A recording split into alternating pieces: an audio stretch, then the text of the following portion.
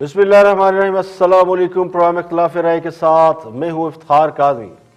کہنے والے یہ کہتے ہیں کہ خان صاحب اس وقت ضرورت سے زیادہ کانفیڈنس کا مظاہرہ کرنے کی کوشش کر رہے ہیں، اور خان صاحب اپنے کانفیڈنس سے یہ تاثر دینے کی کوشش کر رہے ہیں کہ اسٹیبلشمنٹ اگلے 10 سال انہیں حکومت میں رکھنے کے لیے تیار ہے۔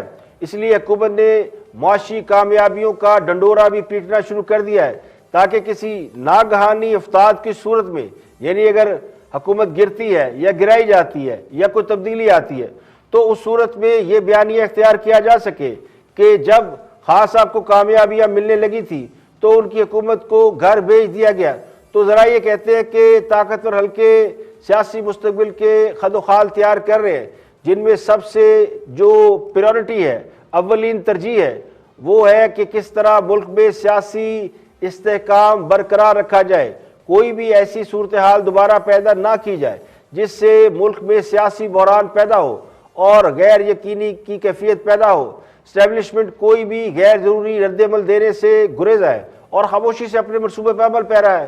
تو حکومت کی جانب سے معاشی کامیابیوں کے دعووں اور اعداد و شمار کا بھی باریک بینی سے جائزہ لیا جا رہا ہے کہ اس میں کس حد تک سچائی ہے، اور سچائی ہے بھی یا نہیں بھی۔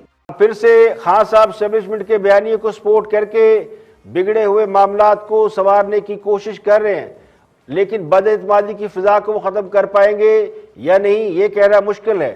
لیکن اپوزیشن کی جماعتوں نے صورتحال کو بھانپتے ہوئے اپنی حکمت عملی میں تبدیلیوں کا آغاز کر دیا ہے۔ کبھی کبھی مجھے بھی لگتا ہے کہ اپوزیشن خود اس بات سے ڈر گئی ہے کہ اگر ہم سب نے استعفے دے دیے اور بات الیکشن کی طرف چلی گئی، الیکشن ہو گئے، تو پھر کہیں حکومت سنبھالنا نہ پڑ جائے۔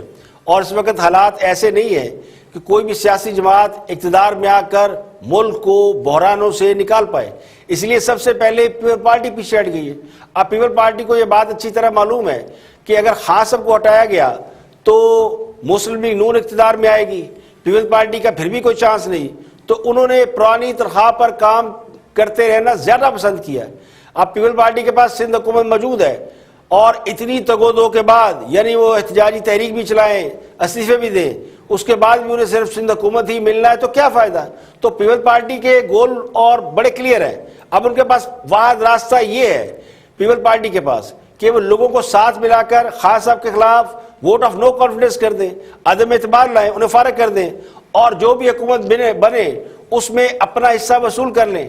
اب یہ بات میرا خیال ہے کہ مسلم لیگ نون کو گوارا نہیں ہے کہ خان صاحب کو ہٹانے کے بعد حکومت چوچو کا مربع بن کر چلائی جائے۔ تو اصل مسئلہ یہ ہے کہ پیپل پارٹی اور مسلم لیگ نون اس بات پر تو متفق ہیں کہ حکومت کو گھر بھیجا جا سکتا ہے، لیکن طریقہ کار پر اختلاف ہے، اور اس بات پر بھی اتفاق ہے کہ اگر سیاسی جماعتیں استعفیٰ دے دیں تو حکومت گر جائے گی۔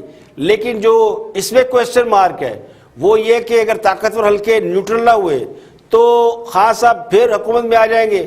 اسے کہتے ہیں ناچ نہ جانے آنگن ٹیڑھا، جن سے وزارت خزانہ نہیں چلتی وہ منصوبہ بندی کے وزیر بن جاتے ہیں، جن سے بجلی کا محکمہ نہیں چلتا انہیں اقتصادی امور کی وزارت تھما دی جاتی ہے، اور جن سے ریلوے نہیں سنبھلتی وہ وزیر داخلہ بن جاتے ہیں۔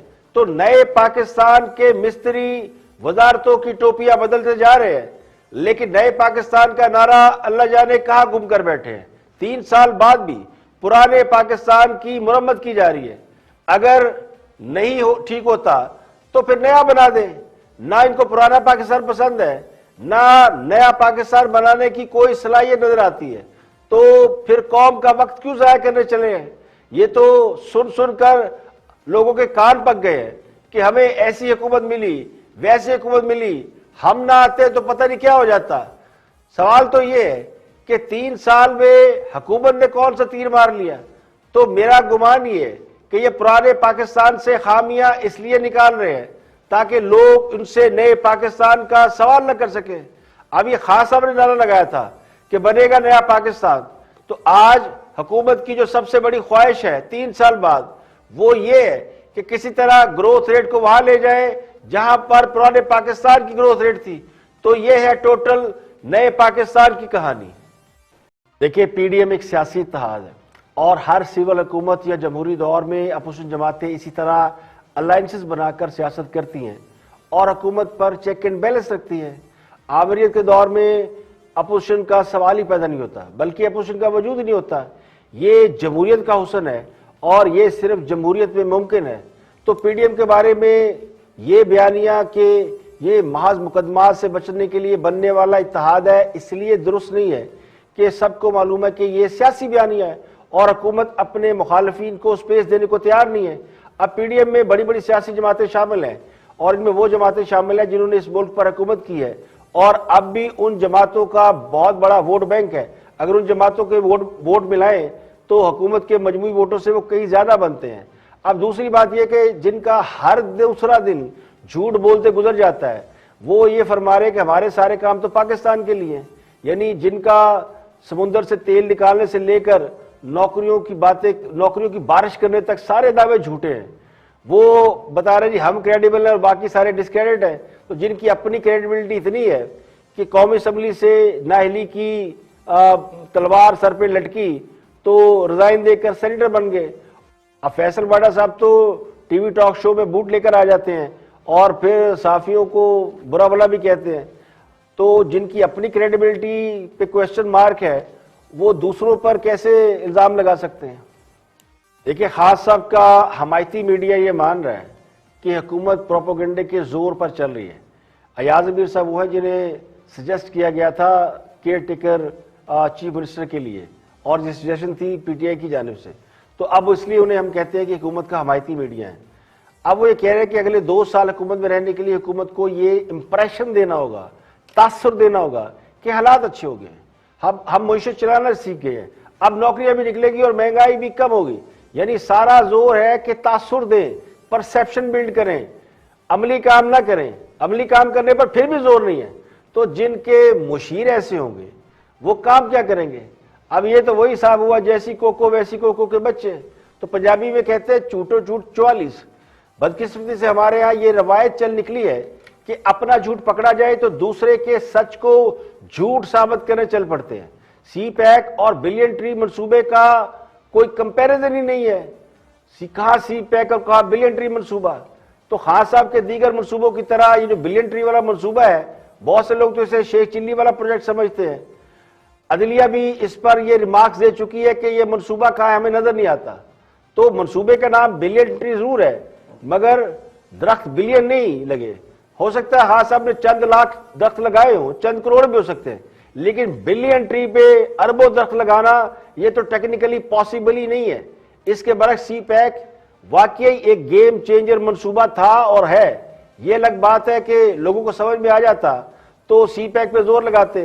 اب جن کو سی پیک سمجھ ہی نہیں آیا تو اس کی وجہ یہ نہیں کہ اس منصوبے کی جزیات بیان نہیں کی گئی، بلکہ اس کی جو وجہ ہے وہ بنیادی طور پر پچھلی حکومت سے نفرت ہے، نواز شریف سے نفرت ہے۔ اب سی پیک کے بارے میں تو عام کسی بچے کو پوچھیں تو وہ بتا دیتا ہے کہ کتنا بڑا منصوبہ ہے۔ گوادر اگر پورٹ بنتی، تفریحی پورٹ بنتی تو پاکستان کو کیا فائدہ ہوتا؟ تو بقول حکومت اب بھی سی پیک وہ منصوبہ ہے جس کے بارے میں زمینی حقائق موجود ہیں اور اس منصوبے کے خز و خال اور اس کے فوائد کھول کر بیان کیے گئے تھے۔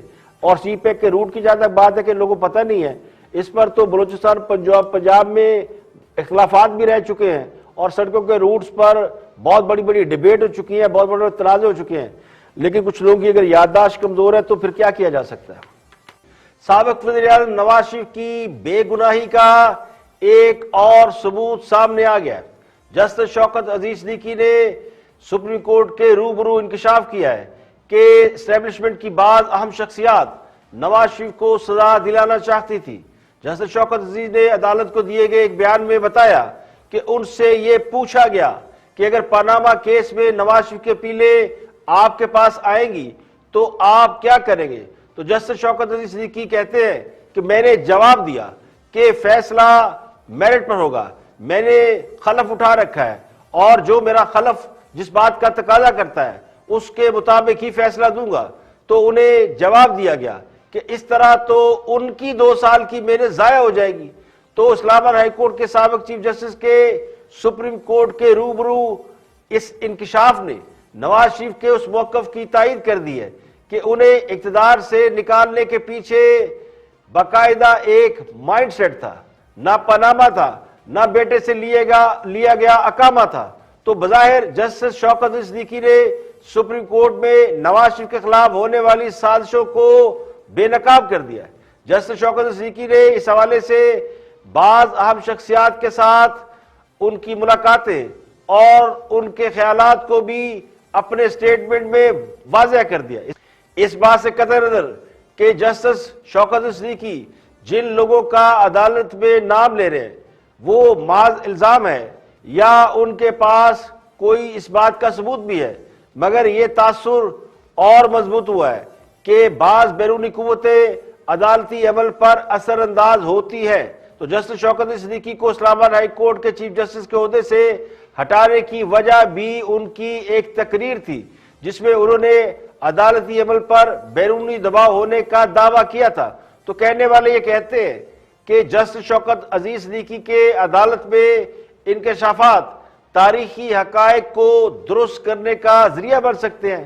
اس سے پہلے سابق وزیر اعظم نواز شریف کو سزا سنانے والے احتساب عدالت کے جج ارشد ملک بھی اس بات کا اقرار کر چکے ہیں کہ ان پر نواز شریف کو سزا سنانے کے لیے دباؤ ڈالا گیا تھا۔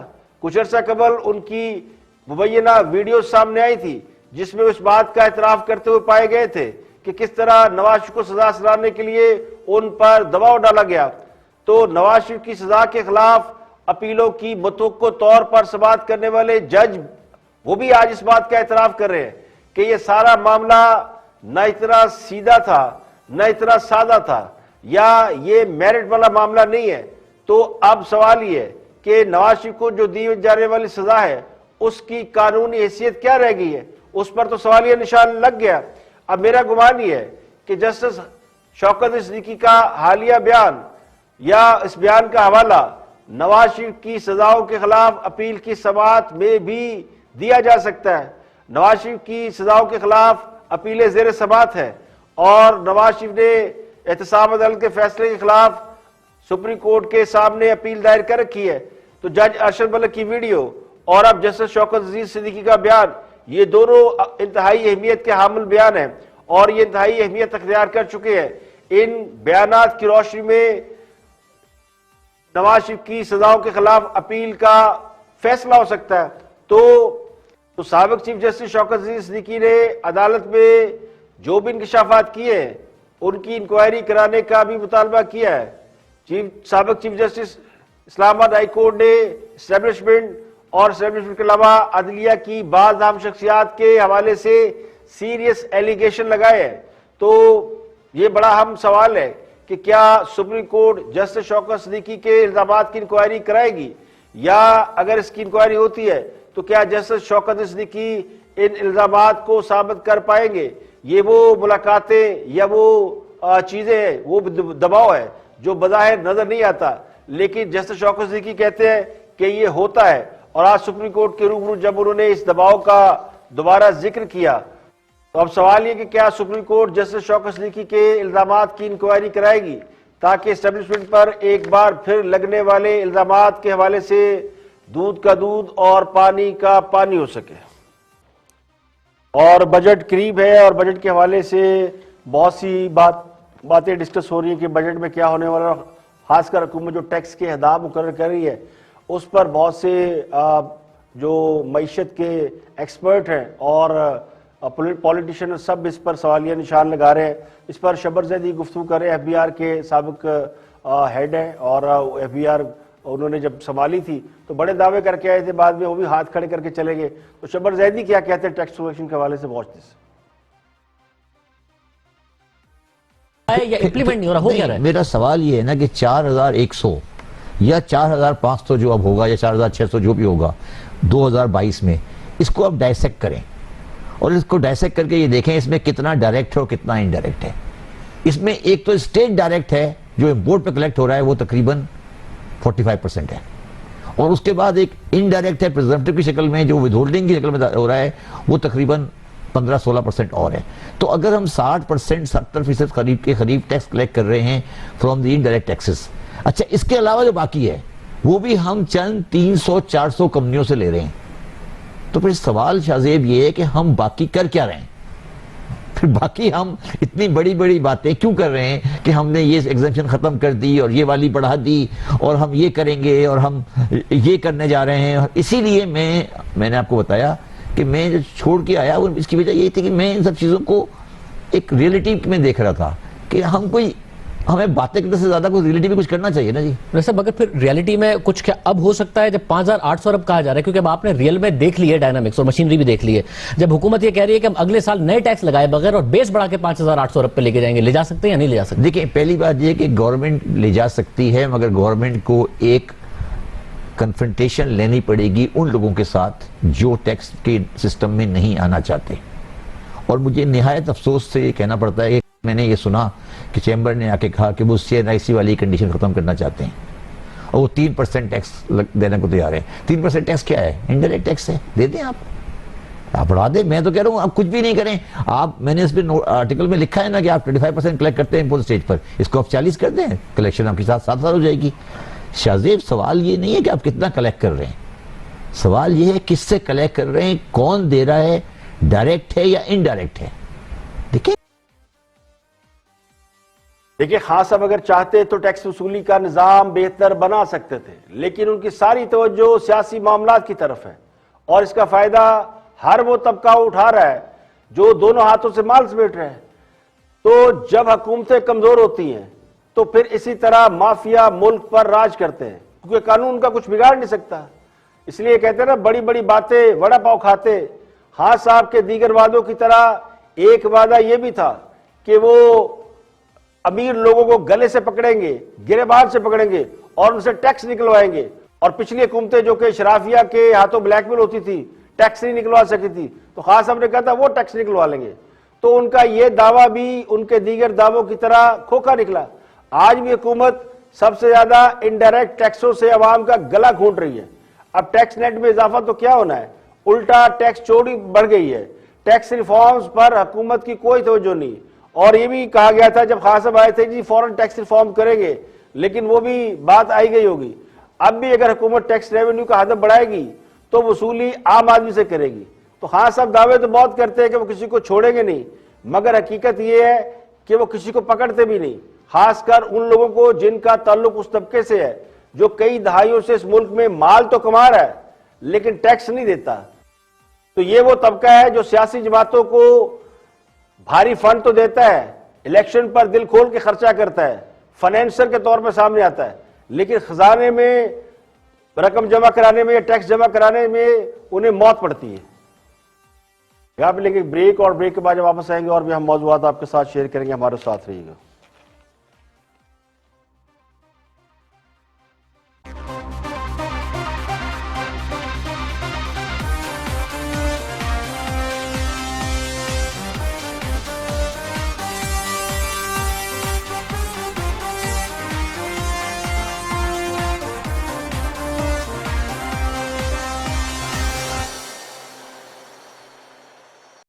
آگے بڑھتے ہیں, کچھ دوستوں کی بات کرتے ہیں, دیکھتے ہیں کہ وہ کیا فرماتے ہیں. Watch reporters. یہ چوہدری صاحب براہ راست کہا جا رہا ہے اور یہ میسج دیا جا رہا ہے کہ جیسے جنرل پرویز مشرف صاحب کے زمانے میں ہوا تھا NRO, اور اب اس کا نام دیا جا رہا ہے گرینڈ ڈائیلاگ. آئندہ عام الیکشن سے پہلے یہ سب کچھ ہو جائے اور ان کو واپس لایا جائے. اور اب NRO کی جگہ GNO کر دیا ہے, NSO کہہ رہے ہیں وہ, NSO. جی ہاں یہ کہہ رہے ہیں. تو آپ کیا پہلے کروں تو پوچھان, اور مریم صاحبہ نے تو ان کے منہ پر کہا کہ نہ ہم آپ کے بیانیوں کو مانتے ہیں اور نہ آپ کی صدارت. نہیں, اب نئے بیانیے پہ سب متفق ہیں کہ گرینڈ ڈائیلاگ سٹارٹ کیا جائے, عام انتخابات سے پہلے عام معافی کا اعلان کر دیا جائے. اور جو نواز شریف صاحب خاص طور پہ لندن میں اپنے قریبی لوگوں کو بتا رہے ہیں کہ دیکھیں اچھا وقت آنے میں, وقت بدلنے میں کوئی دیر نہیں لگتی, آنن فانن کچھ نہ کچھ ایسے حالات پیدا ہو سکتے ہیں کہ ہمارے لیے آسانیاں پیدا ہو جائیں گی. تو اس لیے یہ خاص طور پہ چوہدری صاحب بٹوین دا لائن بات کرتے ہیں. خاص طور پہ اگر آپ دیکھیں مریم صفدر صاحبہ کو, دیکھیں دانشوروں کا کچھ حلقہ, پھر لیگل سائٹ پہ چلے جائیں تو ایک ہی شخص کو, ایک ہی شخصیت کو ٹارگٹ کیا جا رہا ہے کہ کسی بھی طریقے سے وہ شخصیت جو ہے وہ گر جائے اور اس کے بعد پھر ہمارے وارے نیارے ہو جائیں گے. تو یہ کیا جا رہا ہے. پھر ستہ خیرہ. جی ہاں, مس لیڈ کرنا اسے کہتے ہیں, یعنی لوگوں کو گمراہ کرنا, ان کے ذہن میں شکوک و شبہات پیدا کرنا, ہر چیز کو منفی انداز میں پیش کرنا. یہ آج کل کی پروپیگنڈا وار ہے جسے 5th جنریشن وار کہا جاتا ہے. اب یہ اس کا حصہ ہے. یعنی گرینڈ ڈائلاگ کا مطلب این آر او کہاں سے ہو گیا؟ ملک میں جس قسم کے حالات چل رہے ہیں, ان حالات میں گرینڈ ڈائلاگ کی ضرورت اور گنجائش موجود ہے. حکومت نے کرپشن کے نام پر جو سیاسی عدم استحکام کی صورتحال پیدا کی ہے, اور اس کے نتیجے میں ملک جس قسم کے معاشی بحران کا شکار ہوا, اور سب سے زیادہ اس کا نتیجہ, سب سے زیادہ خمیازہ عوام نے بھگتا, جو مہنگائی کا عذاب بھگت رہے ہیں. اب اس سب کو ختم کرنے کے لیے جو سب سے اہم بات ہے وہ پولیٹیکل سٹیبلٹی ہے, سیاسی استحکام ہے. تو وقت نے ثابت کر دیا کہ حکومت کے پاس کرپٹ لوگوں کو پکڑنے کا بیانیہ تو ہے, مگر اس کی صلاحیت نہیں ہے یا پھر نیت نہیں ہے. تو اس طرح ملک نہیں چلتے, نہ اس طرح ترقیاں ہوتی ہے. تو کچھ اور سوچنا پڑے گا. یہ جو بہت سے لوگ کہتے ہیں کہ ملک میں ون وے ٹریفک چل رہا ہے, تو اس ون وے ٹریفک سے بہت تباہی ہو چکی ہے. پورا ملک ذہنی خلفشار میں مبتلا نظر آتا ہے. تو اس لیے ضرورت یہ ہے کہ سیاسی قیادت مل کر بیٹھے اور اس کا حل نکالے, کیونکہ ہمیشہ بحرانوں کا حل سیاسی قیادت ہی نکالتی ہے. اور یہ سیاسی قیادت کا فرض ہے کہ ملک کو اس صورتحال سے نکال کر ملک کو ترقی کی راہ پر ڈالے. یہ جو منفی پروپیگنڈا ہو رہا ہے نا, چاہے وہ ادھر سے ہو رہا ہے چاہے ادھر سے ہو رہا ہے, اس سے حاصل وصول کچھ نہیں ہو رہا, صرف نقصان ہی ہو رہا ہے. یہاں پر لیں گے ایک بریک, اور بریک کے بعد واپس آئیں گے اور بھی ہم موضوعات آپ کے ساتھ شیئر کریں گے. ہمارے ساتھ رہیے گا.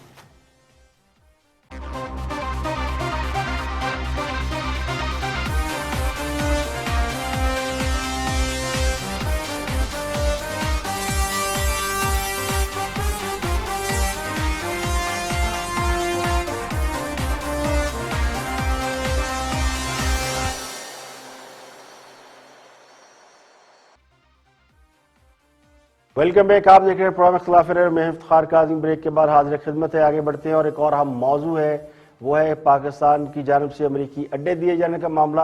گو حکومت اس کو ڈینائی کرتی ہے, لیکن میڈیا کے اندر یہ بات گشت ہے کہ معاملہ کچھ گڑبڑ ہے. اس پر نون لیگ کے رہنما خرم دستگیر گفتگو کر رہے ہیں. Watch this. دہرا دیتا ہوں, وزیر اعظم آن ریکارڈ ہیں سیئنگ کہ ہم ہندوستان سے بات نہیں کریں گے جب تک ہندوستان وڈرا نہیں کرتا, جبکہ اعلیٰ عسکری حلقوں نے میڈیا کے 30 نمائندوں کو بلا کر کہا کہ ہماری دسمبر 2020 سے انٹینسو نیگوسیشن جاری ہے, جو ہماری سائٹ سے ہمارے انٹیلیجنس چیف اور ہندوستان کے سائٹ سے اجیت دووال کرتے ہیں. اب جب وزیر اعظم یہ کہتا ہے کہ بات نہیں ہوگی اور دوسری طرف کہتے ہیں کہ بات تو ہو رہی ہے, اس کا کیا مطلب ہے؟ اس کا مطلب ہے کہ معاملہ ریاست کے اندر خرابی ہے. یہی بات امریکہ میں ہمارا خدشہ ہے, چونکہ بار بار یہ جو بیسس کا معاملہ ہے, میں سب سے پہلا شخص ہوں گا جو چاہوں گا کہ میں وزیر خارجہ اور وزیر اعظم کی بات پر یقین کروں کہ پاکستان امریکہ کو اپنی سرزمین استعمال کرنے نہیں دے گا. مجھے بے حد خوشی ہوگی, اطمینان ہوگا, اور میں ان کو سپورٹ کروں گا اس معاملے میں. لیکن جو تمام خبریں آ رہی ہیں وہ وزیر اعظم اور وزیر خارجہ کی پالیسی کے برعکس آ رہی ہیں. وہ ساؤتھ چائنا مارننگ پوسٹ نے ایک رپورٹ چھاپی, پتہ نہیں آپ نے دیکھی ہوگی. اب یہ جو دو دن میں, اور جس کی اب کنفرمیشن جیک سالوان جو نیشنل سیکورٹی ایڈوائزر ہیں بریفنگ کیمرہ کے اوپر ٹھیک ہے, ان کیمرہ بریفنگ ہوئی ہے, بڑی سیریس بریفنگ ہوئی ہے. تو لہٰذا یہاں ہمیں جو بجائے یہ کہ میں ان کو کرٹیسائز کروں, میری یہ خواہش ہوگی بطور ایک منتخب نمائندہ اور پاکستان کی عزت کا دفاع کرنے والے کے حوالے سے, کہ یہ تضاد از راہ کرم چند گھنٹوں میں دور کیا جائے. ہم یہ افورڈ نہیں کر. اس ملک میں جو اصل تباہی آئی تھی, اس تباہی کی طرف کسی کی توجہ نہیں ہے. وہ تباہی پہلے افغان سوویت وار میں اور اس کے بعد امریکہ افغانستان کی لڑائی میں تھی. حکمرانوں کے غلط فیصلوں کی وجہ سے, خواہ وہ مجبوریوں کے تحت کیے گئے ہوں یا کسی لالچ یا مفاد کے تحت کیے گئے ہوں, اس کی وجہ سے پاکستان کو جو نقصان پہنچا اس پر کوئی بات نہیں کرتا. بھارت اور بنگلہ دیش جو ہم سے کہیں پیچھے تھے وہ آگے نکل گئے اور ہم امریکی ڈالروں میں الجھ کر رہ گئے ہیں. اب امریکہ کو فوجی اڈے دینے کا معاملہ بھی بہت سیریس ہے اور خطرناک بھی ہے، کیونکہ ماضی میں بلکہ ماضی قریب میں ہم اس کی بھاری قیمت ادا کر چکے ہیں اور اب بھی ہمیں دھمکیاں مل رہی ہیں. اور اس بات سے ڈر کر کے کہیں ہمارے انکار سے امریکہ کا جھکاؤ کہیں بھارت کی طرف نہ ہو جائے. ہم نے ہمیشہ امریکہ کی فرمائش مان لی ہے، چاہے وہ جائز ہے ناجائز ہے. ہم نے مالی نقصان بھی برداشت کیا ہے اور اس جنگ میں جسے دہشت گردی کے خلاف جنگ کا نام دیا گیا، اس میں ہزاروں لوگوں نے اپنی قربانی دی، اپنی جان کی قربانی دی ہے. بہت سے لوگ جن کا اس جنگ سے کوئی تعلق نہیں تھا وہ بھی اس جنگ میں قربان ہوئے ہیں. تو پچھلی حکومت نے خود کو امریکہ کے چنگل سے نکالنے کے لیے چین کے ساتھ اہم معاہدے کیے تھے، لیکن وہ بھاری پڑ گئے. تو موجودہ حکومت میں تو اتنا دم ہم بھی نظر نہیں آتا. اب جو کشمیر کے معاملے پر عوام کو سچ نہیں بتا رہے اور امریکہ کو اڈے دیے جانے کے معاملے پر بھی گول مول باتیں کر رہے ہیں، تو جبکہ غیر ملکی میڈیا میں سبھی کہہ رہے کہ پاکستان نے امریکہ کو اڈے دے دیے، تو لگتا یوں ہے کہ حکومت عوام سے سچائی چھپا رہی ہے. اور میرا گمان یہ ہے، بلکہ میرا خیال یہ ہے کہ جب تک پارلیمنٹ میں اس پر بحث نہیں ہوتی، قرارداد نہیں آتی، اس پر نہ صرف ابہام باقی رہے گا بلکہ یہ دشمن کو ہم پر حملہ کرنے کی شاہ بھی دیتا رہے گا. اور آج کے لیے اتنا ہی، کل پھر حاضر ہوں گے مزید خبروں تبصروں تجزیوں کے ساتھ. پروگرام اختلاف رائے سے افتخار کاظمی کو اجازت دے. اپنا بہت بہت خیال رکھیے گا.